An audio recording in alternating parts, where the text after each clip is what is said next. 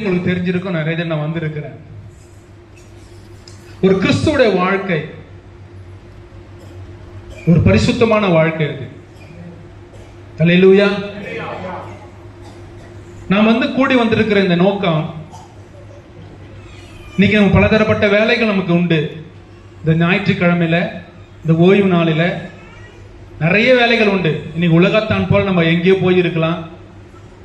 நமக்கு சொந்த வேலை இருக்குது, சொந்த நடை இருக்குது, நிறைய விஷயங்கள் இருக்குது. ஆனாலும் இன்றைக்கு ஆண்டவர் தம்முடைய கிருபையினால இன்னைக்கு நம்மளை கூடி வர செய்திருக்கிறார். அல்லேலூயா. அவர் நம்ம மீது வைத்திருக்கிற அன்பும் இரக்கமும் நம்மிடத்தில் வெளிப்பட்டு இருக்கிறது. ஆமென். அல்லேலூயா. ஏன்னா ஆண்டவர் அன்பாகவே இருக்கிறார். உண்மைதானே? அல்லேலூயா.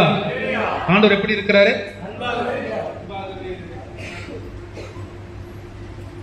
அந்த அன்பு மட்டும் இல்லைன்னு வச்சுங்களேன், இன்னைக்கு நம்ம எல்லாம் கூடி வந்திருக்கவே முடியாது. அவர் நம்ம மீது வைத்திருக்க இரக்கம் இல்லைன்னு வச்சுக்க, இன்னைக்கு நம்ம சுகத்தோடும் பலத்தோடும் இன்னைக்கு உட்கார்ந்து இருக்கவே முடியாது. அவர் நம்மை மட்டும் முன்குறிக்கல வச்சுங்களேன், அவர் நாமத்தை சொல்றதுக்கு நம்ம தகுதி இல்லாதவளா இருப்போம். அல்லேலூயா. இன்னைக்கு ஆண்டவர் நம்மளை முன்குறித்து தகுதிப்படுத்தி இந்த நாள் ஆராதனை கூட்டி வர செய்திருக்கிறார். எடுத்தவர்கள் வாசிக்கலாம். அப்போஸ்தலர் 1ஆம் அதிகாரம் 8வது வசனம். ஹல்லேலூயா. ஹல்லேலூயா. பரிசுத்த ஆவியானவர் உங்களிடத்திலே வரும்போது நீங்கள் பலனடைந்து எருசலேமிலும் யூதேயா முழுவதிலும் சமாரியாவிலும் பூமியின் கடைசி பரியந்தமும் எனக்கு சாட்சிகளாய் இருப்பீர்கள். அல்லேலூயா. இப்படி யாரெல்லாம் நம்ம ஆண்டவருக்கு சாட்சியா இருக்கிறோம்? அல்லேலூயா. நம்ம இங்க உட்கார்ந்து இருக்கிறதே சாட்சிங்க. அல்லேலூயா. சந்தோஷமா சொல்லுங்க. இன்றைக்கு நம்ம தேவனை ஆராதிக்கும்படியா வந்திருக்கிறோம். இதுவே ஒரு பெரிய சாட்சி. ஆமென். இன்னைக்கு ஆண்டவர் நம்மளை முன்குறிக்கலாம் இந்த பக்கம் வந்திருக்கவே நம்ம மாட்டோம். வேதம் தெளிவாய் சொல்லுகிறது, பரிசுத்த ஆவி உங்களிடத்திலே வரும்போது நீங்கள் பலனடைந்து எருசலேமிலும் யூதேயா முழுவதிலும் சமாரியாவிலும் பூமியின் கடைசி பரியந்தம் எனக்கு சாட்சிகளாய் இருப்பீர்கள். ஏன் ஆண்டவர் இந்த வார்த்தைங்க சொல்றாருன்னா, நமக்கு எல்லாம் தெரிஞ்ச விஷயம்.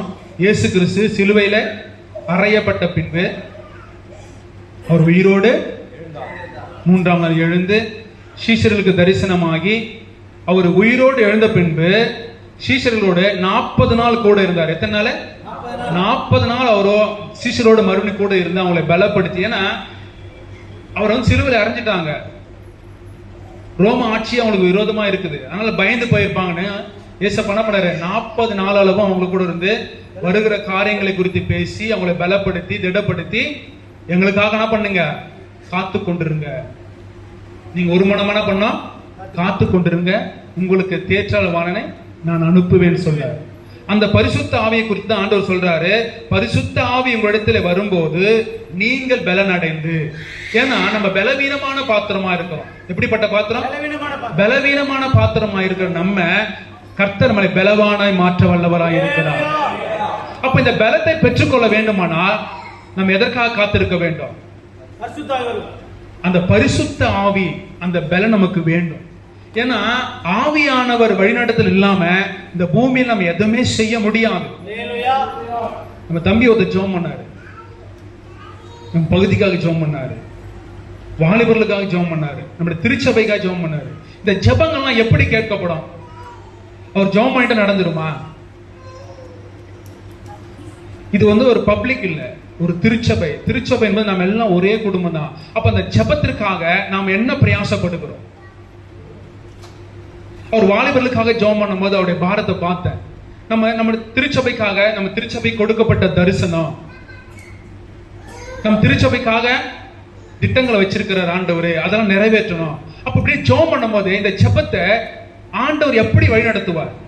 இப்ப தம்பி ஜெபம் பண்ணிட்டாரு, இந்த திருச்சபைக்கு இப்படிப்பட்ட தரிசனங்குது, சுற்றி இருக்கிற இந்த எல்லாம் கிராமங்களிலும் தேவனுக்காக ஆயத்தப்படுத்தணும். அங்க இருக்கிற ஆத்துமாக்களை தேவனிடத்துல கொண்டு வரணும். இந்த தரிசனம் வச்சுங்க. இந்த தரிசனத்தை யாரை கொண்டு பயன்படுத்துவார்?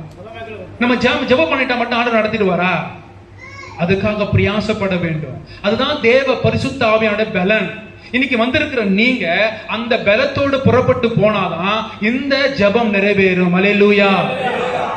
இந்த ஜெபம் நிறைவேற வேண்டுமானால், இந்த ஜெபத்தை கர்த்தர் கேட்டு செய்ய வேண்டுமானால், நீங்க தேவனுக்காக கர்த்தருக்காக உங்களை ஒப்பு கொடுத்தா மட்டும்தான் இந்த திருச்சபைக்குரிய தரிசனத்தை கர்த்தர் நிறைவேற்ற முடியும். ஆமென். அல்லேலூயா. இந்த தரிசனம் நிறைவேற வேண்டுமானால் உங்களை கர்த்தர் பயன்படுத்த விரும்புகிறார் என்று அர்த்தம்.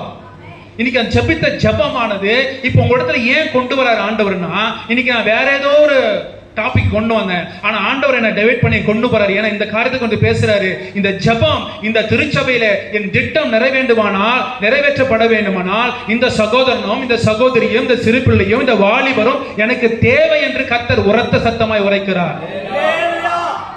ஆமென். அப்ப அந்த சித்தத்துக்கு உங்களை ஒப்பு கொடுக்க வேண்டும் என்று கர்த்தர் விரும்புகிறார். நாம் தினந்தோறும் ஜெபிக்கிறோம். வாழ்க்கையில பிரதர் சாட்சி சொன்னாரு, என் ஜெபம், என் மணியோட ஜெபம், எங்க கூட்டு ஜெபம் தான் நிறைய ஆபத்துல இருந்து எனக்கு காப்பாத்துன்னு சொல்றாரு. இது ஆண்டவர் நம்ம கொடுக்கிற ஆசீர்வாதம், பாதுகாப்பு. அப்போ இந்த ஆசீர்வாதத்தை பெற்றுக்கொள்ளுகிற நாம அவரிடத்துல நன்மையை பெற்றுக்கொள்கிறோம். எனக்கு இந்த வீடு வேணும், இந்த சுகம் வேணும், எனக்கு குழந்தை வேணும், இப்படியெல்லாம் நம்ம கேட்கிறோம். ஆண்டவரே எனக்கு இப்படிப்பட்ட சூழ்நிலை இருக்குது, இந்த நெருக்கடியை மாற்றுங்க, இந்த கடன் பிரச்சனையை மாற்றுங்க, என் தேவைகளை சந்திங்க அப்படின்னு நம்ம ஜெபிக்கிற நாம எப்போ ஆண்டோட வேலை செய்ய போகிறோம்? சத்தத்தை காணும். அல்லேலூயா. ஆண்டவரத்தில் கட்டமே நம்ம ஆண்டவரே எனக்கு கொடுங்க, இது வேணும், அது வேணும், எனக்கு சுகம் வேணும், விடுதலை வேணும், ரட்சிப்பு வேணும், எனக்கு அந்த ஆஸ்தி வேணும், இந்த ஆஸ்தி வேணும் என்று ஆண்டவரத்தில் கொடுங்க என்று ஒவ்வொரு நாள் நம்ம ஜெபம் மட்டும்தான் இருக்குத கண்டி ஆண்டவருக்காக என்ன செய்யறோம்? இன்னைக்கு அந்த சகோதரர் ஜெபம் பண்ணாரு, அது அந்த ஜெபத்தை யார் செய்ய போறீங்க? இந்த திருச்சபைக்காக கொடுக்கப்பட்டிருக்க தரிசனத்தை யார் நிறைவேற்ற போகிறீங்க? அல்லேலூயா. இன்னைக்கு ஏன் அந்த ஜெபம் எடுக்கப்பட வேண்டும்? அந்த ஜெபத்தை ஏன் ஆண்டவர் இங்க செய்ய தூண்டுறாரு? உங்களை குறித்து தேவன் திட்டம் வைத்திருக்கிறார். உங்களை குறித்து தேவ திட்டம் நிறைவேறும் என்று கர்த்தர் விரும்புகிறார். நீ யாரா இருந்தாலும் சரி, நீ வயது முதிர்ந்தவர்களா இருக்கலாம், வாலிபர்களா இருக்கலாம், சகோதரனா இருக்கலாம், சகோதரியா இருக்கலாம், ஆண்டவருக்கு தேவை உன்னுடைய முழங்கால்கள் மட்டுமே. ஹல்லேலூயா. ஆண்டவருக்கு தேவை உன்னுடைய மன்றாட்டின் ஜெபம் மட்டுமே. நாளில நம்முடைய ஜெப வர்ஷிப் லீடர் ஜெபம் பண்ணாங்கல்ல, ஜெப ஆவி ஊற்றுங்க. இந்த ஜெபம் தேவை. நீ ஒரு வாலிபரா இருக்கலாம், சகோதரா இருக்கலாம், உன் பையில டிராக்ஸை போட்டுக்க, தேவனுடைய வார்த்தை சொல்ல புறப்பட்டு போகலாம். நீ வயது முதிர்ந்தவரா இருக்க, உன்னால் நடக்க முடியாது கூட இருக்கலாம், ஆனா உனக்கு ஆண்டவர் ஜெபிக்க கற்றுக் கொடுக்கிறார் அல்லவா? உனக்கு ஜெபிக்க தெரியும். ஆண்டவரத்தில் எப்படி கேட்டா எப்படி கிடைக்கும் உனக்கு தெரியும். அப்ப நீ ஜெபிக்கிறவனாய் மாற வேண்டும். அல்லேலூயா. அப்ப ஆண்டவர் கொடுத்த தரிசனத்துக்காக உங்களை ஒப்பு கொடுக்க வேண்டும் என்று கர்த்தர் விரும்புகிறார். இந்த நாளில் இந்த ஒப்பு கொடுக்க வேண்டும்னா நம்ம என்ன பண்ணணும்? ஒரு புது பலன் நமக்கு வேண்டும். அல்லேலூயா. ஒரு புது பலன் வேணும். இப்போ நம்ம வீட்டுல குழந்தை பிறந்ததும் 1 மாசம் 2 மாசம் ஸ்கூல்ல சேர்த்துறோமா? சொல்லுங்க. இல்ல, அதற்கான குறிப்பிட்ட ஏஜ் கவர்மெண்ட் நிர்ணயிச்சிருக்குது. எல்கேஜி யூகேஜினா அந்த 3.5 வயசு தான். நீ ஃபர்ஸ்ட் ஸ்டாண்டர்ட் படிக்கணும், 5 வயசுல படிக்கணும். அதற்கான ஏஜ், அதற்கான மெச்சூரிட்டி இருந்தாதான் அந்த பிள்ளையை கொண்டு போய் நம்ம ஸ்கூல்ல சேர்த்து படிக்க வைக்க முடியும். அது போல ஆண்டோட சித்தத்தை செய்ய உங்களை ஆண்டவர் அழைச்சிட்டாரு. நீங்க வந்திருக்கீங்க, தேவ சித்தத்தை செய்ய போறீங்க. நீங்க சாதாரணமானவங்க இல்ல. உங்க சரீரம் மாத்திரம் தான் வயது முதிர்ந்து இருக்கிறது, உங்க தோல் மாத்திரம் தான் சுருங்கி இருக்கிறது, உங்க வயது மட்டும் தான் வருஷங்கள் கூடியிருக்கிறது கண்டி உனக்குள்ள கொடுத்திருக்கிற அந்த ஆத்துமாவானது ஆண்டவருக்கு விலையேற பெற்றது. அது இன்னும் வாலிப வயசோடு பலனுள்ளதா இருக்க வேண்டும். அப்ப அந்த வாலிப வயசோட அந்த ஆத்துமா பலனா இருக்க வேண்டுமானால் நீ ஆவியானுடைய அபிஷேகத்தை நீ கேட்கணும். ஹல்லேலூயா. அந்த பரிசுத்த ஆவியான அபிஷேகம் இருந்தா மட்டும்தான் உன்னால ஆண்டவர் மகிமையான காரியங்களை நீ நினைக்கிறதையும் அவரு திட்டத்தையும் இந்த பூமியிலையும் இந்த திருச்சபையின் மூலமா செய்ய முடியும். ஹல்லேலூயா. ஆச்சரியத்தோடு பார்க்காதீங்க, உன்னை கொண்டுதான் கர்த்தர் மாற்றங்களை செய்ய விரும்புகிறார். ஹல்லேலூயா. முதலாவது நீங்க உங்களை தேவ கரத்துல தாழ்த்தி ஒப்பு கொடுக்கணும். இந்த அபிஷேகம்ன்றது விசேஷமானதுங்க. உலகத்தானுக்கு ஆண்டவர் கொடுக்கல, தம்மை நோக்கி பார்க்கிற யாவருக்கும் அவர் உன் முகத்தை பிரகாசிக்கிற தேவன், அவர் சமீபமாய் இருக்கிற தேவன். அவரை நோக்கி பார்த்து யாரும் வெட்கப்பட்டு போவதே இல்லை. அப்ப நீங்க ஒவ்வொரு நாளும் இந்த அபிஷேகத்துக்காக ஜெபிக்க வேண்டும். இந்த தேவ அபிஷேகம் நமக்கு விசேஷமானது. இந்த தேவ அபிஷேகம் இடத்துல வந்தா மட்டும்தான் நீ பைபிள் படிக்கும் போது அதுல இருக்கிற ரகசியங்களையும் மகத்துவங்களையும் கற்றுக்கொள்ள முடியும். நீ ஜெபிக்க முழங்கால் படியிடும் போதெல்லாம் நீ என்ன ஜெபிக்க வேண்டும் என்று கர்த்தர் உன்னோடு பேசுவார். அல்லேலூயா. ஆண்டவர் பேசுவாரு. ஆவியானவர் அப்படிப்பட்ட பரிசுத்தமான வழியில, ஜெப வழியில உன்னை ஆண்டவர் நடத்துவார். நம்ம இதெல்லாம் ஆவியானோட அபிஷேகம் இல்லாம நம்ம எதுவுமே செய்ய முடியாது. அதனால தான் ஆண்டவர் சீசரை பார்த்து சொல்றாரு, நீங்க காத்திருங்க. இயேசு கிறிஸ்து உயிரோடு எடுத்துக்கொள்ளப்பட்டு 40 நாள் அவங்கள கூட இருந்து, நான் போறேன், ஆனா நீங்க என்ன பண்ணுங்க, காத்திருங்க, உங்களை தேற்றலாக பரிசுத்த ஆவியானவர் வருவார் என்று சொல்றாரு. அதுக்கப்புறம் தான் அவங்க ஊழியம் செய்ய புறப்பட்டு போனாங்க. அந்த ஆவியான அபிஷேகம் நம்மளுக்கு விசேஷமானது. அது ஆணுடைய சித்தத்துக்கு மாத்திரமல்ல, உன்னுடைய ஆத்துமாவுக்கும் விசேஷமானது. உன்னை வஞ்சிக்க நினைக்கிற, உன்னை மோசம் போக்க நினைக்கிற, உன்னை மதிமேக பண்ணுகிற அந்த பொல்லாத பாவப்படியிலிருந்து கூட ஆண்டவர் உன்னை காப்பாற்றுவார். உன்னோட பேசும். அல்லேலூயா. அந்த பரிசுத்த ஆவியானவர் உன்னோட பேச ஆரம்பிப்பாரு. தம்பி, இது நீ பாக்குறது தப்பு. நீ ஒரு போன் மூலியமா நீ ஏதோ ஒன்று பார்க்கும் போது இடையில தேவையில்லாம அவனே பிசாசு திணிப்பான். அப்படி கொஞ்சமா திணிப்பான். அது பார்வை கொஞ்சம் இனிப்பாக்கிற மாதிரி இருக்கும். அப்படி கண்ணுக்கு கொஞ்சம் பூரிப்பாக்கிற மாதிரி இருக்கும். ஐயா நல்லா இருக்குது, கொஞ்சம் சந்தோஷமா இருக்குதுன்னு கொஞ்சம் கொஞ்சமா அந்த எப்படி சர்ப்பம் ஒரு வலைக்குள்ள கொஞ்சம் கொஞ்சமா தன் வாழெல்லாம் நுழைச்சிட்டு தலையை உள்ள நுழைக்குமோ, அது போல பிசாசு நமக்குள்ள பாவத்தையும் கெட்ட சிந்தனையும் கொஞ்சம் கொஞ்சமா நுழைப்பான். இது நுழைக்க நுழைக்க நுழைக்க உங்களுடைய ஜெப வாழ்க்கை குறைஞ்சு போய்விடும். தேவன் மீது இருக்கிற அன்பு குறைஞ்சு போய்விடும். சர்ச்சைக்கு வரதை நீ குறைச்சிடுவேன். ஊழியங்களை கலந்து கொள்ள மாட்டேன். வீட்டு ஜெபங்களை கலந்து கொள்ள முடியாது. ஏன்னா பிசாசு கொஞ்சம் கொஞ்சமா நிரப்பி நிரப்பி நிரப்பி உன்னை முழுமையா ஆட்கொண்டு போயிடுவான். இதுவே ஆவியான அபிஷேகம் உனக்குள்ள இருக்குமானால், உனக்குள்ள இருந்து நீ நினையாத நாளிலே அந்த பொல்லாத பாவம் உனக்குள்ள நுழையும் போது உன்னிலிருந்து வார்த்தை புறப்படும். இயேசுவின் நாமத்தில் போ சாத்தானே என்று பேச ஆரம்பிப்பேன். அல்லேலூயா. அந்த வார்த்தை உனக்குள்ள இருந்து ஆண்டவர் பேச ஆரம்பிப்பார். உன்னை அறியாமலேயே அந்த அதிகாரம் உள்ள வார்த்தை உன்னுடைய நாவிலிருந்து புறப்படும் போது அவன் பிசாசு பயந்து ஓடுவான். அல்லேலூயா. வேதம் சொல்லுகிறது, தேவனுக்கு பயந்திருங்கள், பிசாசனுக்கு எதிர்த்து நில்லுங்கள், அப்போது அவன் உங்களை விட்டு ஓடி போவான். அப்ப ஆவியானவர் எங்க உதவி செய்யறாரு? உன்னை முதல்ல பாவத்திலிருந்து காப்பாற்றுகிறார். ஏன் பாவத்திலிருந்து காப்பாற்றுகிறார்னா, பாவத்தின் சம்பளம் மரணம். அந்த மரணம் உனக்கு வேண்டாம், உனக்கு ஒரு பருவமான உயிர்த்தெழுதலை வைத்திருக்கு ஆண்டவர் சொல்லிதான் அந்த அபிஷேகத்தை கொடுக்கிறார். அப்ப முதலாவது நீ என்ன பண்ணணும்? பலன் அடையணும். பாவங்களை ஜெயிச்சு வர கர்த்தர் கிருபை செய்வார். அல்லேலூயா. எப்படி ஆண்டவர் மரணத்தை ஜெயித்தாரோ, இந்த உலகம் அவரை கொண்டு வந்து சிலுவையிலே அறையுண்டு அவரை கொலை செய்து குற்றுயிராய் கொண்டு போயிட்டு அவர் சிலுவையிலே அறைந்தாங்களோ, அதே போல பிசாசானவன் உங்களை கொஞ்சம் கொஞ்சம் கொஞ்சம் இது பாவம் என்றே தெரியாது, இது அக்கிரமம் என்றே தெரியாது, அப்படி கொண்டு போய் உங்களை பிசாசு மரணத்தை தள்ளிடுவான். அவர் பரிசுத்தவானா இருந்தபடினாலே, அவர் அபிஷேகம் பெற்றவர் இருந்தனாலே. இயேசு கிறிஸ்துவின் அர்த்தம் தெரியுமா? அபிஷேகம் பெற்றவர். அல்லேலூயா. அவர் ஞானசானம் பெற்று மேலே எழுந்த உடனே ஆவியானவர் புறாவை போல அவர் மேல இறங்கினார் என்று எழுதப்பட்டிருக்கிறது. அவர் அபிஷேகம் பெற்ற தேவன் நம்ம இடத்துல வந்திருக்கிறார். அந்த அபிஷேகம் உங்களுக்கு இருந்தா மட்டும்தான் இந்த உலகத்துல நீங்க பரிசுத்தமாய் வாழ முடியும். ஹல்லேலூயா. மனித பார்வைக்கு நம்ம எல்லாம் பரிசுத்தமா, இவங்க வந்து கிறிஸ்டியன், இவங்க சண்டேனா சர்ச்சுக்கு போயிடுவாங்க, இவங்க வீட்டுல ஜப சத்தம் கேட்கும், ஆனா இதெல்லாம் நல்லா இருக்கும். ஆனா உள்ளுக்குள்ள பாத்தீங்கன்னா ஒரு ஆவிக்குரிய கனி இருக்காது. அது ஆவிக்குரிய கனினா பரிசுத்த ஆவியான கனி இருக்காது. அங்க எல்லாம் மாம்ச கனியா இருக்கும். அவங்களுக்கு கோபம் இருக்கும், எரிச்சல் இருக்கும். அவங்களுக்கு கோபம் வந்துட்டாங்கன்னு வச்சுக்கோங்க, வாயிலிருந்து தப்பான வார்த்தை. வேதம் சொல்லுகிறது, கெட்ட வார்த்தை ஒன்றும் வாயிலிருந்து புறப்படக்கூடாது என்று வேதம் சொல்லுகிறது. நான் சொல்லல. ஆனா அவங்களுக்குள்ள இதெல்லாம் மறைவான பொல்லாத காரியங்கள் மறைவா இருக்கும். ஆனா மேலோட்டம் பாத்தீங்கன்னா ஜெபிப்பாங்க, பாட்டு பாடுவாங்க. இதெல்லாம் யாருன்னா அபிஷேகம் பெறாத விசுவாசிகள். அல்லேலூயா. அதுவே அபிஷேகம் பெற்றோளா இருந்தா இந்த பொல்லாத மாம்ச கனிகள் உங்களுக்குள்ள இருக்காது. கர்த்தர் மாற்றிடுவார். அல்லேலூயா. ஏன்னா உங்களுக்கு உன்னை ஆண்டவர் தேடுறாரு, உன்னை வேணும்னு கூப்பிடுறாரு, அவர் சித்தம் செய்யணும். அல்லேலூயா. இதுல இருந்து கடந்த என்னால வெளியே போக முடியல. ஏன்னா அபிஷேகம் ஒவ்வொரு மனுஷனுக்கும் முக்கியமானது. ஐயா சொன்னார் இல்ல, நாங்கள்லாம் ஒரே இடத்துல இருந்தோம், ஒரே இடத்துல வளர்ந்தோன்னு. எங்களை ஜெபத்தில் நடத்தினர் அவர் தான். எங்களை கொண்டு வந்து நான் எங்க போனாலும் சொல்லுவேன், ஆவியானவர் ஆண்டவராக இயேசு கிறிஸ்து இவர்கள் மூலியமா தான் எங்களை கிறிஸ்துக்குள் நடத்தினாங்க. நாங்க எங்கோ இருந்திருப்போம், எங்க வாலிப வயசுல தவறான பாவத்தில் இருந்தோம். ஆனா எங்களை கொண்டு வந்து புடிச்சு கொண்டு வந்து எங்களுக்கு விரும்பாத ஜெபத்தை செய்ய வைப்பாரு. ஜெபம் பண்ணு, ஜெபம் பண்ணு, ஜெபம் பண்ணு. ஏதாவது வீட்டு ஜெபத்துக்கு போனா நீ ஜெப குறி பண்ணு குத்துருவாரு, தெரியாது. இன்னைக்கு அப்படிலாம் ஆண்டவர் எங்களை நடத்ததான் இன்றைக்கு நாங்க இங்க வந்து சாட்சியான இருக்கிறோம். அல்லேலூயா. அப்போ ஆவியானவர்களை நடத்துற விதமே வேற மாதிரியா இருக்கும். ஆனா நாம இதை அறியாதபடி இன்றைக்கு ஆண்டவர் பரிசுத்த ஆவியான அவர் மூலமா பேசாம இருந்தா நாங்க இன்னைக்கு 4 பேர் வந்திருக்க வழியே கிடையாதுங்க.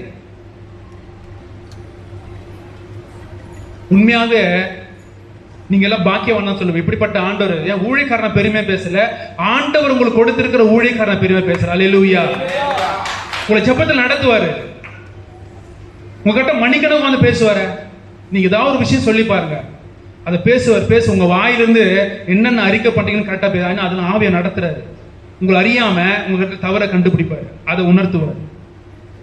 இது சாதாரணம் இல்ல, அவர் கொடுக்கப்பட்ட அபிஷேகம், அவர் கொடுக்கப்பட்ட அழைப்பு. அல்லேலூயா. நம்ம தேவனை தான் மகிமைப்படுத்தணும். அல்லேலூயா, அல்லேலூயா. அப்போ இந்த அபிஷேகம் நமக்கு கண்டிப்பா வேணும். இந்த அபிஷேகம் இல்லாம இந்த உலகத்துல நம்ம பரிசுத்தமா வாழ முடியாத அன்பான தேவஜனமே. இந்த அபிஷேகத்தை நான் எப்படி பெற்றுக்கொண்டேன்னா, இவங்க அனல் மூட்டுருவாங்க, அபிஷேகம் விசேஷமானது, அபிஷேகம் விசேஷமானது. ஆனா அந்த அபிஷேகத்தை பெற்றுக்கொள்ளணும். இவரும் இன்னொரு ஐயா இருக்கார், பர்னபாஸ் ஐயா, அவரும் தெரிஞ்சிருக்கும் உங்களுக்கு. அந்த அனல் மூட்டினே இருப்பாங்க. ஆனா இந்த அபிஷேகத்துக்காக நான் நிறைய பிரயாசப்பட்டேன். இரவெல்லாம் உட்காந்து ஜெபம் பண்ணுவேன், இந்த அபிஷேகத்தை பெற்றுக்கொள்ளணும். இந்த அபிஷேகம் எப்படி இருக்குன்னு நம்மளுக்கு தெரியாது, சாப்பிட்டதும் கிடையாது, ருசி பார்த்ததும் கிடையாது. ஆனா ஒவ்வொரு ஆராதனையிலும் ஜனங்கள் அந்நிய பாஷை பேசுவாங்க, அபிஷேகத்தில் நிறைவாங்க, எகிரி குதிப்பாங்க, துள்ளி குதிப்பாங்க. அப்படின்னு நான் எனக்குள்ள ஒரு கற்பனை, ஓ இப்படிதான் அபிஷேகம் அப்படின்ட்டு. நானும் அப்படிதான் உள்ள போனேன். உங்களுக்கு தெரிஞ்ச இயேசு அழைக்கிறார் மோகன், இதுவும் தெரியல, டிஜே தினகர் ஐயா, அவருடைய மீட்டிங் நடக்குது சென்னையில. 4 நாள் மீட்டிங். ஃபர்ஸ்ட் நாள் மீட்டிங் நான் போயிட்டேன். போன உடனே அங்க இருக்கிற ஒவ்வொரு 4 பார்ட்டா அந்த பிரேயர் நடக்கும். அந்த பிரேயர் 4 பார்ட்டிலையும் ஜனங்கள் எல்லாம் அபிஷேகம் நடத்து அந்நிய பாஷைகளை பேசுவாங்க, எல்லாம் எகிரி குதிப்பாங்க, அவங்க அறியாம பாடுவாங்க. இதெல்லாம் பார்த்தோன்னே எனக்கு ஒரு ஆசை வந்து, இவங்களும் அனல் மூட்டி இருக்கிறாங்க, இந்த அபிஷேகத்தை நம்ம இன்னைக்கு பெற்றுக்கொண்டே போகணும் அப்படின்னு ஆசைப்பட்டேன். அந்த 4 நாள் மீட்டிங்ல முதல் நாள் உட்காந்து அதுக்காக ஜெபம் பண்ணேன். ஆண்டவரே எனக்கு அபிஷேகம் வேணும், அபிஷேகம் வேணும். நைட் முடிஞ்சது, வீட்டுக்கு வந்துட்டேன். ஆனா வந்துட்டு நான் சும்மா இல்லை, ஏன்னா நான் சர்ச்சில் தான் படுத்தனால சர்ச்சுக்கு மொட்டை மாடியில் போய் உட்காந்துக்குவேன். உட்காந்து நைட் எல்லாம் உட்காந்து ஜெபம் பண்ண, ஆண்டவரே 2வது நாள் நான் போறேன், எனக்கு கண்டிப்பா நீங்க அபிஷேகம் கொடுக்கணும், எனக்கு வேணும், அந்த அபிஷேகத்தை நான் ருசி பார்க்கணும், அது எப்படிப்பட்டதை நான் பார்க்கணும் அப்படின்னு நான் என்ன பண்ணேன், அதிகமா ஜெபம் பண்ணேன். 2வது நாளும் போய் உட்காந்தேன். 2வது நாளும் எனக்கு ஒன்றும் நடக்கல. நான் பாட்டுன்னு அப்படியே கல்லு மாதிரி உட்காந்தேன். அவங்க பாட்டு பண்ணா பாடுறேன், ஜெபம் பண்ணா ஜெபம் பண்றாங்க தான். அந்த அபிஷேகத்துக்கான ஒரு அடையாளம், அபிஷேகத்துக்கான ஒரு காரியம் இடத்துல இல்ல. யோசித்து பார்க்கிறேன், இல்ல. வந்துட்டேன். வந்து திரும்ப நைட் உட்காந்து திரும்ப ஜெபம் பண்றேன். இந்த 3ஆம் நாள் நைட் 3வது பிரேயர் நடக்குது. 3ஆவது நாள் போயிட்டு திரும்ப என்ன பண்ணிட்டேன், ஈவினிங் வரையும் உட்காந்துட்டேன். அபிஷேகம் பண்ணுங்க, அபிஷேகம் பண்ணுங்க, ஒண்ணுமே நடக்கல. கூட்டம் முடிய போகுது. கடைசி பிரேயர் நடக்குது. எல்லாரும் எழுந்து நின்று ஜெபம் பண்றாங்க. நான் எழுந்து போய் உட்காந்துட்டேன். இவர் கொடுக்க மாட்டாரு, நான் ஏன் எழுந்து உட்காந்துக்கணும் அப்படின்ட்டு. ஏன்னா 2 நாள் 3 நாள் தொடர்ந்து ஜெபம் பண்ணிட்டேன். இது அபிஷேகம் தானே, நம்ம கேட்கறோம், கொடுக்க மாட்டாரு. அவர் கொடுக்கலாம் போட்ட சொல்லி நான் அமைதியா உட்காந்தேன். ஆனா எனக்கு உள்ளுக்குள்ள ஒரு சின்ன ஒரு வார்த்தை வந்து, கடைசியா ஒரு தடவை கேட்டு பாரு. எனக்கு உள்ளுக்குள்ள ஒரு வார்த்தை, கடைசியா ஒரு தடவை கேட்டு பார்க்கலாம். ஆனா எனக்குள்ள ஒரு மாம்சம் வந்து, அவர் தான் கொடுக்கலையே, நீ விட்டுற அப்படின்னு. ஆனா எனக்குள்ள இல்ல, நீ ஒரு தடவை கேட்டு பாரு. சரி அப்படின்னு யோசிச்சிட்டேன். எல்லாம் உட்காந்து எல்லாம் ஆவியில் நிறைய ஜெபம் பண்றாங்க. நான் ஒண்ணுமே பண்ணல. நான் ஆண்டவரே எனக்கு அபிஷேகம் கொடுன்னு கேட்கல. ஏன்னா நான் அவ்வளவு வெறுப்பாக்குற ஆண்டவர் மேல. நான் எப்படி வாஞ்சியா வந்தேன். இந்த 3 நாள் மீட்டிங்கு எனக்கு அபிஷேகத்தை கொடுங்கன்னு நான் வாஞ்சியா கேட்டேன். நைட்டெல்லாம் உட்காந்து ஜெபம் பண்ணேன், எனக்கு கொடுக்கலையே அப்படின்ட்டு. அந்த கடைசி ஜெபத்துல எனக்குள்ள ஒரு சின்ன வார்த்தை, எழுந்தான் கேட்டு பாருங்க. ஆனா நான் பண்ண, எழுந்துலாம் கேட்கல. ஒரே ஒன்ன பண்ண, எழுந்து 2 கையை மேல தூக்கணும், அவ்வளவுதான். ஹல்லேலூயா. ஒரு பெரிய வல்லமை வந்து என்னை தூக்கி அடிச்சு நான் போய் தூரமா விழுந்தேன். என்ன நடக்குதுன்னு எனக்கு தெரியல. என் கண் பார்வை மட்டும் நடக்குது, எல்லாம் குதிக்கிறாங்க போறாங்க. ஆனா என் சுய சிந்தனை எதுவுமே இல்ல. என் அறியாம கை கால் குதிக்கிற என்ன 4 பேர் தாங்கி பிடிக்கிறாங்க. ஒண்ணு அவரால் பிடிக்க முடியாது, 4 பேர் தூக்கி அடிக்கிறேன். அந்த பலன் எங்க வந்தது எனக்கு தெரியாது. ஆனா கொஞ்ச நேரத்துல இந்த ஆவியான ஒரு கிரியை பாத்தீங்கன்னா, நான் ஏதோ எகிரி குதிக்கிறது தான் அபிஷேகம், அந்நிய பாஷைய அப்படி சத்தமா ஜெபம் பண்றது தான் அபிஷேகம் அப்படி நினைச்சேன். கொஞ்ச நேரத்துல நான் ஒரு 5 நிமிஷம் 10 நிமிஷம் ஆனதுக்கு அப்புறம் நான் அழ ஆரம்பிக்கிறேன். அந்த அபிஷேகத்துல நான் ஏன் அழறேன் எனக்கே தெரியல. அழறேன். நான் எப்படி நான் ஏன் அழறேன் ஆண்டவர் நான் கேட்டுக்கினே அழுதுனே இருக்கிறேன். உடனே ஒரு சினிமா படம் போல என் காட்சி முன்னாடி வருது. என் மாம்ச கண்கள் மறைக்கப்பட்டு ஒரு சினிமா படம் போல காட்சி எனக்குள்ள வருது. பார்த்தீங்கன்னா நான் செய்த பாவங்களை ஆண்டவர் காட்டுகிறார். என் வாலிப வயசுல நான் ஆண்டவருக்கு விரோதமா என்னென்ன வார்த்தைகள் பேசினேன், என்னென்ன காரியங்களை செய்தேன், எங்கெங்க தீமையான காரியங்களை செய்தேன், இது எல்லாத்தையும் காட்டும் போது எனக்குள்ள தாங்க முடியாத ஒரு பாரம். ஐயோ நான் அழறேன், ஆண்டவரே இப்படிப்பட்ட பரிசுத்தமான தெய்வத்துக்கு விரோதமான இப்படிப்பட்ட காரியம் செஞ்சிட்டேனா, இப்படிப்பட்ட வார்த்தைகளை பேசிட்டேனா, இப்படிப்பட்ட காரியங்களை செஞ்சுட்டேன்னா அழறேன், தேம்பி அழறேன். என்னால என்னை பிடிச்சவங்க தூக்கி போட்டு போயிட்டாங்க, ஏன்னா நானு. ஆனா நான் அழுது உருண்டு பிறண்டு அழறேன். நான் அழுது உருண்டு பிறனால அந்த காட்சி என்னை விட்டு மறையவே இல்லை. நான் செய்த பாவங்கள், நான் அக்கிரமங்கள். அப்பதான் புரிஞ்சுக்கினேன், அபிஷேகம் என்பது நம்மளை குதிக்க வைக்கிறதுக்கும் அந்நிய பாஷை பேசி வைக்கிறதுக்கும் மத்தன உன்னதி காட்டுறதா இல்ல, நம்முடைய பாவங்களை உணர்த்துகிற தேவன். அல்லேலூயா.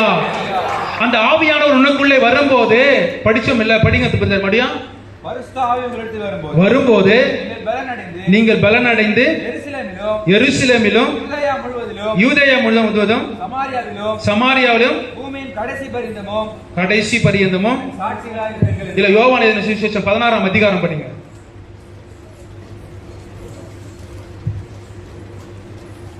யோவான் 16. நீங்கள் இடரல் அடையாதபடிக்கு ஒரு நிமிஷம் 7-8. நான் உங்களுக்கு உண்மையாக சொல்லுகிறேன், படி. நான் போகிறது உங்களுக்கு பிரயோஜனமாய் இருக்கும். நான் போகாதிருந்தால் தேற்றரவாளன் உங்களிடத்தில் வரார். நான் போவேனாகில் அவரை உங்களிடத்தில் அனுப்புவேன். அவர் வந்து பாவத்தை குறித்தும் நீதியை குறித்தும் நியாய தீர்ப்பை குறித்தும் உலகத்தை கண்டித்து உணர்த்துவார். அல்லேலூயா. ஆண்டவராகிய இயேசு கிறிஸ்து தாம் மனுஷனை அனுப்பின அபிஷேகம் பண்ண அந்த அபிஷேகம் எனக்குள்ள வந்த உடனே எனக்குள்ள வந்த மாற்றம், எனக்குள்ள இருந்த பாவத்தை கண்டித்து உணர்த்தினார். அல்லேலூயா. நான் அழுத நோக்கம் என்ன? ஆண்டவர் சமூகத்துல, ஆண்டவரே நான் இப்படிப்பட்ட பாவியா, நான் இப்படிப்பட்ட அக்கிரமக்காரனா, நான் செய்த பாவங்களை எனக்கு மன்னியும் என்று நான் அழுதேன். அல்லேலூயா. இதுதான் ஆவியானவர் உனக்குள்ளே வரும்போது வருகிற முதல் நடக்கிற ஒரு கிரியை. உங்கள் வாழ்க்கையில் நடந்திருக்குதா பாருங்க. உங்கள் பாவங்களை குறித்து என்றைக்காவது நீ கண்ணீர் சிந்திருக்கிறாயா? ஏன்னா நம்ம வணங்குற தேவன் வானத்திலும் பூமியிலும் பரிசுத்தம் உள்ளவர், மகா பரிசுத்தம் உள்ள தேவன். அவருக்கு முன்பதாக எந்த இருளும் நிற்க முடியாது. அவர் அதிசயமானவர், அவர் அற்புதமானவர், அவர் பிரகாசமானவர். இந்த உலகத்துக்கு ஒளியாயிருக்கிற தேவனுக்கு முன்பதாக உனக்குள்ள இருள் இருக்குமானால், பாவம் என்கிற இருள் இருக்குமானால் அவருக்கு முன்பதாக நீ நிற்க முடியாது. எப்போது உன் பாவங்களை அறிக்கை செய்து ஆண்டவர் சமூகத்தில் ஒப்பு கொடுக்கிறாயோ அப்போது மட்டும்தான் நீ தேவ சமூகத்தில் நிற்க முடியும். உன் ஜெபங்கள் கேட்கும், ஆண்டவனை எடுத்து பயன்படுத்த முடியும். அல்லேலூயா. ஹல்லேலூயா. யோசித்து பாருங்க, நீங்க தேவனுக்கு முன்பதாக நிற்கிற பாத்திரவான்களா யோசித்து பாருங்க. ஆண்டவர் உங்களோட பேச விரும்புகிறார். உம்மை புறம்பே தள்ளவில்லை. நீ பாவியா இருந்தாலும், நீ அக்கிரமக்காரனா இருந்தாலும், நீ சபிக்கப்பட்டவனா இருந்தாலும் எல்லாருக்காகவும் தான் இயேசு கிறிஸ்து சிலுவையில் அறையப்பட்டார். இவர் என் ஜனம், உன் ஜனம், அந்த தேசம், இந்த தேசம் என்று ஏழை பணக்காரன் என்று அவர் பிரிக்கவே இல்லை. அவர் எல்லா மனிதர்களுக்காகவும், எல்லா மனிதர் ரட்சிக்கப்பட வேண்டும் என்று தான் ஆண்டவர் சிலுவையிலே தன்னை அர்ப்பணித்தார். அல்லேலூயா. நான் அபிஷேகம் பெற்றவுடனே ஆண்டவர் முதலாவது என் வாழ்க்கையில செய்த காரியம், அந்த நிமிஷமே ஆண்டவர் எனக்கு காட்டிய காரியம், நான் செய்த அக்கிரமங்கள் ஒரு திரைப்படம் போல ஒரு ஆண்டவர் கண்களிலே காட்டும் போது நான் அழுது ஆண்டவர் சமூகத்தில் ஒப்பு கொடுத்தேன். அல்லேலூயா. அவர் பாவத்தை கண்டித்து உணர்த்துகிற தேவன். அவர் பாவத்தை மாத்திரமல்ல, நியாய தீர்ப்பை உணர்த்துகிறவர். இந்த பாவம் செய்தால் எப்படிப்பட்ட நியாய தீர்ப்பு உண்டாகும் என்று அவருக்கு தெரியும். அதை உனக்கு உணர்த்துகிறார். அல்லேலூயா. அல்லேலூயா. நீ எந்த இடத்துல நிற்கிறீங்க பாருங்க. இப்போ நம்ம அபிஷேகம் பெற்றிருக்கிறோமா? நீங்கள் பாடல் பாடும்போது, இங்க மியூசிக்காரன் வாசிக்கும் போது உங்களுக்குள்ள வருகிற உற்சாகம் அபிஷேகம் இல்ல. ஆவியான உனக்குள்ள வரணும்னா உன் உள்ளான இருதயத்திலிருந்து ஆண்டவர் பேசுவார். அல்லேலூயா. அந்த உள்ளான இருதயத்திலே பரிசுத்த ஆவியானவர் பேசும்போது உனக்குள்ளே தார தாரையாய் கண்ணீர் கொட்டும். ஏன்னா அவர் பரிசுத்த, நான் பாவி ஆண்டவரே, இந்த பாவியே நினைச்சிருக்கிறீங்கப்பா. இந்த பாவியை கொண்டுதான் இந்த பகுதியிலே கர்த்தர் மாற்றங்களை செய்ய விரும்புகிறார். நீ பாவி பாவி என்று பிசாசு உன்னை குத்தி கொண்டிருந்தா நீ கவலைப்படாதே, என்னை மாற்ற ஆண்டவரால முடியும். அல்லேலூயா, அல்லேலூயா. எனக்கு ஆண்டவர் தரிசனத்தை கொடுத்தார். அதுல சொல்றேன் பாருங்க, எனக்கு நெருங்கிய ஒரு சகோதரன், நானும் அவனும் ஒரே தட்டுல சாப்பிட்டு இருக்கிறோம். அவன் மாமானுவா மச்சானுவா, ரெண்டு பேரும் மச்சான் மாமா மச்சான் கூப்பிட்டுக்குவோம். அப்படிப்பட்ட நெருங்கிய சகோதரன் தரிசனத்துல பாக்குறேன். எங்க திருச்சபைக்காக நான் போயிட்டு இருக்கேன். எங்க திருச்சபை வாசல்ல என் சகோதரனும் யாரோ ஒரு மனுஷன், புது மனுஷனா இருக்கிறான். அவனோட முகம் தெரியல. ரெண்டு பேரும் சண்டை போட்டு கொண்டிருக்கிறாங்க. என்ன சண்டைன்னு தெரியல. ஆனா என் சகோதரன் என்ன பண்றான், சட்டையெல்லாம் கழட்டிட்டு அவங்க கூட சண்டை போட்டுன்னு இருக்கிறான். சண்டை போட்டு இருக்கிறான். நான் தூரமா வந்து பாக்குறேன், ஏன் இவன் கூட சண்டை போட்டு இருக்கிறான், அந்த மனுஷன் யாருன்னு தெரியல, அவன் முகமே தெரியல அப்படின்னு சொல்லிட்டு நான் கிட்ட போறேன். அவன் கிட்ட போக போக என்ன பார்த்த உடனே அவனோட சத்தம் அதிகமாகுது. ஏன்னா அவனுக்கு சப்போர்ட் ஆள் வந்துச்சு. நம்ம ஒன்னா சேர்ந்து சண்டை போடலாம் நினைச்சான்னு நினைக்கிறான். அவன் கூட சண்டை போடுறான். அதிகமா சண்டை போடுவேன். கிட்ட போனோடனே அவன் வந்து, மச்சான் எங்க மாமா மச்சான், இவன் பாரு என்ன, நான் செத்துட்டேன்னு சொல்றான் அப்படின்றான். அந்த மனுஷன், ஆப்போசிட்ல இருக்கிற மனுஷன் யாருன்னு தெரியல. அவன் முகம் இது வரைக்கும் எனக்கு தெரியல. ஆனா என் மச்சான் மட்டும் சொல்றான், அவன் என்ன செத்துட்டான்னு சொல்றான். நீ கேளு வந்துன்றான். நான் போய் என்ன சொல்றது எனக்கு தெரியல. அப்படியே யோசிச்சு நிக்கிறேன். இவன் என்ன பண்றான், அவன் சட்டையெல்லாம் கைட்டு பாடுறா, இப்படி கையை இப்படி மடக்கி காட்டுறான், ஓடி காட்டுறான், குதிச்சு காட்டுறான். நான் உயிரோட தான் இருக்கிறேன் பாரு, நான் உயிரோட தான் இருக்கிறேன் பாருன்னு சொல்லிட்டு அந்த அந்த மனுஷன் கிட்ட இவன் ஓடி ஓடி நிக்கிறான். அப்ப ஆண்டவர் என் மனசுல ஒரு வார்த்தையை போடுறான், என்னை செத்துட்டேன்னு சொல்றியே, என்னை உயிர்ப்பிக்க இயேசுவால முடியும்னு சொல்லுன்னு சொல்றேன். ஹல்லேலூயா. அவன் என் மச்சான சொல்றேன், இயேசு கிறிஸ்துவால என்னை உயிர்ப்பிக்க முடியும்னு அந்த மனுஷங்கிட்ட போய் சொல்லுன்னு சொல்றேன். அவன் அதே போல இயேசு கிறிஸ்துவால என்னை உயிர்ப்பிக்க முடியும்னு சொன்ன மாத்திரமே அந்த எதிர் மனுஷன் மறைஞ்சு போயிடுறான். ஹல்லேலூயா. பிசாசு இப்படிதான் ஒவ்வொரு மனுஷனுக்குள்ள இருந்து உன் ஆத்துமாவை குறித்து பேசி கொண்டிருக்கிறான். உன் ஆத்துமா உயிரோடு இருக்குதா? உனக்குள்ள இருக்கிற ஆண்டவர் கொடுத்த விசேஷமான ஆத்துமா, ஆண்டவர் கொடுத்த ஜீவன், அவர் நாசியில ஊதினார் அல்லவா, அந்த ஜீவ ஆத்மா உனக்குள்ள உயிரோடு இருக்குதா? அதைத்தான் பிசாசு குத்தி காட்டுறான். அது செத்து போச்சு. ஏன்னா உனக்குள்ள ஜெபம் இல்ல, வேத வாசிப்பு இல்ல, தேவனை அறிகிற அறிவு இல்ல, தேவனை தேடுகிற எண்ணம் இல்ல, ஜெப ஜீவியம் இல்ல, தேவனை அறிகிற அந்த வார்த்தை இல்ல.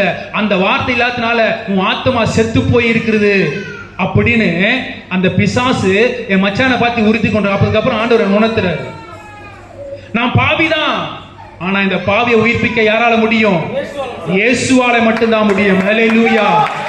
அந்த இயேசுவானவர் இன்றைக்கு ஆவியானவராய் நம்ம இடத்துல உலாவி கொண்டிருக்கிறார். நம்மத்திலே வாசம் செய்ய வேண்டும் என்று விரும்புகிறார். இந்த இருதயமாகிய இந்த அறைக்குள்ள அந்த பரிசுத்த ஆவியானவர் வந்து உன்னை சாட்சியாக நடத்த விரும்புகிறார். யூதேயாவிலும் சமாரியாவிலும் பூமியின் கடைசி பரியந்தம் உன்னை சாட்சியாய் நிறுத்த விரும்புகிறார். நீ இந்த கந்தாடு பகுதியில, இந்த திருச்சபையில மட்டும் சாட்சியானவன் அல்ல, இந்த சுற்றி இருக்கிற இந்த கிராமங்களிலும், இந்த மாவட்டத்திலும், இந்த தென் தமிழகத்திலும் உன்னை சாட்சியாய் நிறுத்த கர்த்தர் விரும்புகிறார். ஹல்லேலூயா, ஹல்லேலூயா. அந்த சாட்சி உனக்குள்ள நிலை நிற்க வேண்டுமானால், அந்த சாட்சி உன்னை கர்த்தர் உயர்த்த வேண்டுமானால், அந்த சாட்சி மூலமாய் கர்த்தர் உன்னை பலப்படுத்த வேண்டுமானால், அந்த சாட்சி நிமித்தம் கர்த்தர் உன்னை பயன்படுத்த வேண்டுமானால், உனக்கு கொடுக்கப்பட்டிருக்கிற பரிசுத்த ஆவிக்காக நீ பிரயாசப்பட வேண்டும். அந்த ஆவியானவரை கேட்டு பெற்றுக்கொள்ள வேண்டும்.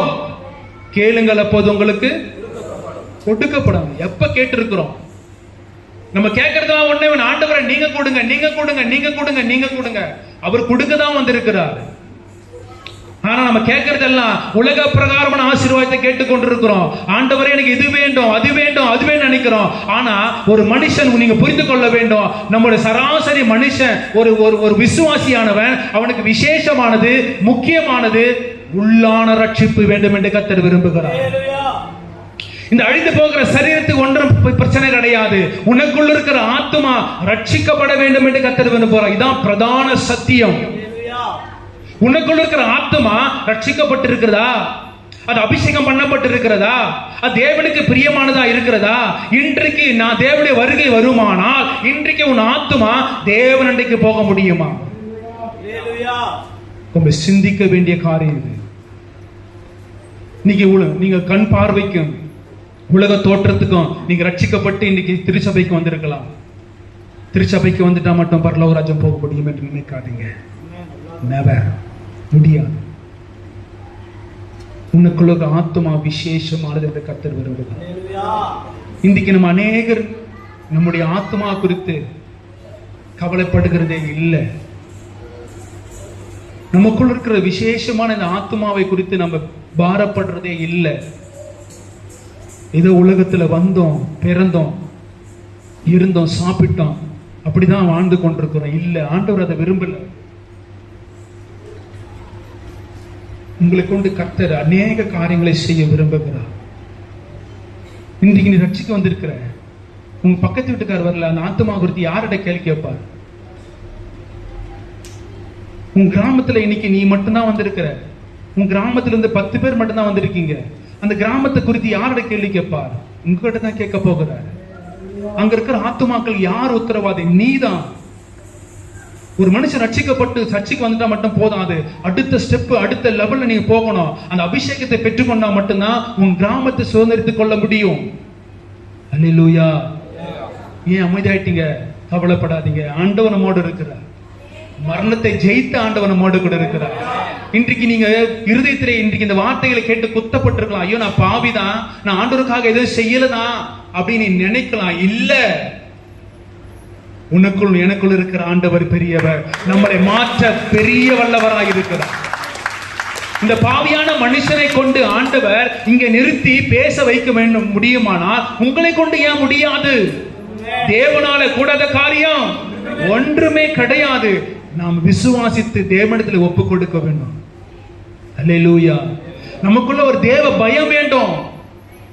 இன்னைக்கு நம்ம பட்டணங்கள் இன்னைக்கு ரட்சிக்கப்படாம இருக்க காரணம் என்ன? நாம தான். ஏன்னா அதுக்காக நம்ம ரெடி ஆகல. நாமளே என்ன ரெடி ஆகலையே. நாமளே என்ன விழுந்து விழுந்தானே எழுந்து கொண்டிருக்கிறோம். நாமளே இன்னைக்கு சபைக்கு வரோம், ஞாயிற்றுக்கிழமை வரோம், பைபிளை திறக்கிறோம், படிக்கிறோம், வசனங்களை கேட்கிறோம். ஆனா வெளியே போகுது அந்த வார்த்தை எல்லாம் எங்க போகுது? அந்த சத்தியம் எல்லாம் எங்க போகுது? அது பறக்கட்டிக்கிற பதரை போல நம்மளை விட்டு போயிருக்கு. அதை நேசிக்காதனால, அந்த வார்த்தையை நம்ம நேசிக்காதனால அது நம்ம எடுத்து தூரமா போச்சு. நம்மளை தகுதிப்படுத்தணும். இன்னைக்கு நம்ம வந்திருக்கிறோம், இன்னைக்கு இந்த சபைக்கு வந்திருக்கிறோம், இன்னைக்கு தேவனுடைய ஆராதிக்கிறோம், தேவனுடைய வார்த்தையை கேட்கிறோம். நாளைக்கு இதை விட பெட்டரா கேட்கணும். ஹல்லேலூயா, ஹல்லேலூயா. அடுத்த நாள் இதை விட பெட்டரா ஒவ்வொரு நாளும் புதுப்பிக்கப்பட வேண்டும். ஒவ்வொரு நாளும் ஒரு கிருபைகள் புதிதாக இருக்கிறது. உனக்குள்ள இருக்கிற அந்த உள்ளான மனுஷனை நீ ஒவ்வொரு நாளும் புதுப்பிக்கணும். அந்த புதுப்பிக்க எங்க வரணும்னா பரிசுத்த ஆவியானாலே மட்டுமே வரும். ஹல்லேலூயா. தேவ பலன் நமக்குள்ள வந்தாகணும். அந்த தேவன் எங்க இருக்குதுன்னா, நீ பரிசுத்த ஆவிக்காக நீ ஜெபிக்க ஜெபிக்க ஜெபிக்க தேவனுடைய வார்த்தை உனக்குள்ள வர வர வர ஆண்டவருடைய வார்த்தையை தியானிக்க தியானிக்க தியானிக்க ஆண்டவருடைய பலவானாய் கர்த்தர் மாற்றுவார். நீ கைகளை மட்டும் நீட்டுவ, கர்த்தர் அற்புதங்களை செய்வார். நீ எந்த இடத்துலயும் போகவே தேவல. எங்கோ இருக்கிற ஜனத்துக்காக உன் குடும்பத்துல உன் வீட்டுல உட்கார்ந்து முழங்கால மட்டும் தான் முடக்குவ, கர்த்தர்கள் பயங்கரமான காரியங்களை செய்வார். இப்படிப்பட்ட காரியங்களை செய்கிற தேவன் நம்மோடு இருக்கிற போது நீ ஏன் பயந்து கொண்டிருக்கிற? அவனுக்கு ஏன் பலன் கேட்க நீ ஏன் பயப்படுற? சில கட்டுப்பாடுகள் உண்டுதான். சில காரியங்கள் தேவனுக்கு பிரியமில்லாத காரியங்களை நம்ம செய்யக்கூடாதுதான். தேவனுக்கு சித்தமான காரியத்தை செய்யணும்னா செஞ்சுதான் ஆகணும். ஹல்லேலூயா, ஹல்லேலூயா. பயப்படாதே என் சிறுமந்தையே, தேவனாகிய கர்த்தர் நம்மோடு கூட இருக்கிறார். அவர் வானத்தையும் பூமியை உண்டாக்கின கர்த்தர், அவர் சர்வ சிருஷ்டிக்கும் எஜமானராகிய கிறிஸ்து நம்மத்திலே உலாவி கொண்டிருக்கிறார். நீ ஒருபோதும் கலங்காத. கர்த்தர் உங்களை பலமா எடுத்து பயன்படுத்த விரும்புகிறார். நம்ம வேதத்துல ஒரு சம்பவத்தை மட்டும் பார்த்து நம்ம ஜெபித்து முடிக்க போகிறோம். எடுத்துக்கொள்ளலாம். நியாயாதிபதிகள் புத்தகம் 6ஆம் அதிகாரத்துல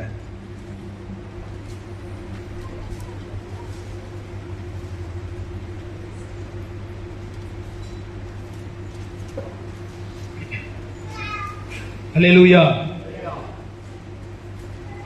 இங்க கிதியோன் சொல்லிட்டு ஒரு மனுஷனை பார்க்கிறோம். அல்லேலூயா. இவர் இந்த 12 கோத்திரங்கள்ல கடைசி கோத்திரமாகிய மனாசே கோத்திரத்துடைய புதல்வன். இவர் ஒரு பயந்தாங்கோலி. இவர் யார்? அவரு ஒரு பயந்தாங்கோலி. இவங்க இருக்கிற இந்த இஸ்ரேல் தேசத்தை மீதியானவர் வந்து கைப்பற்றிட்டாங்க. யாரு? எதிரி பக்கத்து நாடான மீதியானவர் வந்து என்ன பண்றாங்க? இஸ்ரேல் தேசத்தை பிடிச்சி என்ன பண்றாங்க? அங்க இருக்கிற தானியங்களை கொள்ளடிச்சிடுறாங்க. அங்க இருக்கிற மனுஷர்களை அடிமைகளை கொண்டு போயிடுறாங்க. இவங்க ரட்சிக்கு யாருமே இல்ல, எல்லாம் தேவன் நோக்கி கூப்பிடுறாங்க. அப்ப ஆண்டவர் யாரை தெரிந்து கொண்டாருன்னா, இவரு 12 கோத்திரங்கள்ல கடைசி கோத்திரம், ஒரு சின்ன கோத்திரம், இவர் பயப்படுற கோத்திரம். இவரை ஆண்டவர் தெரிந்து கொண்டார். யார? கிதியோன். அல்லேலூயா. இந்த கிதியோன் எப்படிப்பட்டவர்னா, ஒரு விவசாய குடும்பத்துல விவசாயம் செய்கிறவர். அல்லேலூயா. கவனிங்க, விவசாயம் செய்கிறவர். இப்படிப்பட்ட இந்த கிதியோனை ஆண்டவர் தெரிந்து கொண்டு அவருடைய தேசத்தை சுதந்திரத்துக்கும்படியா, அந்த தேசத்தை ரட்சிக்கும்படியா ஆண்டவர் இவரை பயன்படுத்துகிறார். அல்லேலூயா.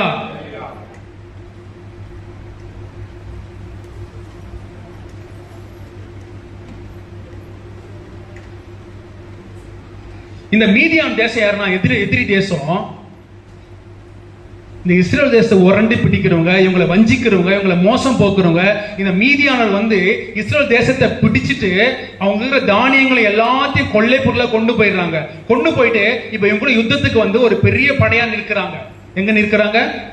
ஒரு பெரிய யுத்த புருஷரா வந்து நிற்கிறாங்க. இவங்க ரட்சிக்க வேண்டுமானால் ஆண்டவர் தெரிந்து கொண்ட பாத்திரம் இந்த கிதியோன் பாத்திரம். ஆண்டவர் கிதியோனத்துல முதல்ல பேசுறாரு. எப்படி பேசுறாருன்னா, ஒரு கர்வாலி மரத்தடியில ஆண்டவர் பேசுறாரு. இவர்கிட்ட ஆண்டவர் பண்ற பேசுகிற நீதானா அப்படின்னு நான் தெரிந்து கொள்ளணும்னா நீங்க இங்கேயே இருங்க, நான் போயிட்டு உங்களுக்காக அப்பமா நான் ஆட்டுக்குட்டி எடுத்து வரேன்னு சொல்லிட்டு போறாரு. இவர் போயிட்டு செஞ்சு எடுத்தாந்த உடனே என்ன பண்றாரு? ஒரு அக்கினால சுட்டரிக்கிறாரு. ஆனா இருந்தாலும் இவருக்கு ஒரு பெரிய பயம். ஆண்டவர் இப்படிப்பட்ட பெரிய தேசத்தை, இப்படிப்பட்ட ஒரு பெரிய மீதியானர்கள் பல லட்சம், எத்தனை பேரு? பல லட்சம் வெட்டி கிளிகளை போல இருக்கிறாங்களாம். எண்ணக்கூடாதபடிக்கு அவங்க எதிர்நாட்டு ஜனங்க அவங்க என்ன பண்றாங்க? ஒரு பாளையம் இறங்கி இருக்கிறாங்க யுத்தம் செய்யறதுக்காக. வெட்டி கிளிகளை போல ஜனங்க அந்த யுத்தவரில் இருக்கிறாங்க. ஒட்டகங்கள் கடல் மணலை போல நிறைய பேர் இருக்கிறாங்க. இவங்களை நான் எப்படி எதிர்கொள்வேன் அப்படின்னு இவர் பயப்படுறாரு. யார் பயப்படுறது? கிதியோன் பயப்படுறாரு. அப்ப ஆண்டவர் பலப்படுத்துறாரு. நீ போ, நான் உன் கூட இருக்கிறேன், நான் செய்வேன்றாரு. ஆனாலும் இவருக்கு நம்பிக்கை வரல. இவர் என்ன பண்றாரு? ஆண்டவர் மூலியமா ஒரு அடையாளத்தை கேட்கிறாரு. தன் மேல இருக்கிற தோல் உடைய எடுத்து என்ன பண்றாரு? ஆண்டவரே, நீங்க என் கூட தான் இருக்கிறீங்க, இந்த சித்தத்துக்காக என்ன அழைக்கிறீங்கன்னா நான் தோலை மாத்திரம் நாங்க என் களத்துல போட்டு போறேன். இந்த பனி நைட்ல இந்த களத்துல மட்டும் இந்த தோல்ல மட்டும் தான் பெய்ஞ்சிருக்கணும், மீதி இடத்துல காய்ஞ்சு போயிருக்கணும். இது எனக்கு கொடுக்கிற அடையாளம் சொல்லிட்டு போய் படுத்துறாரு. திரும்ப காலையில் அதிகாலையில் ஓடி வந்து பாக்குறாரு. அந்த தோல் மாத்திரம் பனியால் நனைந்திருக்கிறது, மீதெல்லாம் காய்ந்திருக்கு. எடுத்து பிடிறாரு. ஒரு கிண்ணம் நிறைய தண்ணி வருது.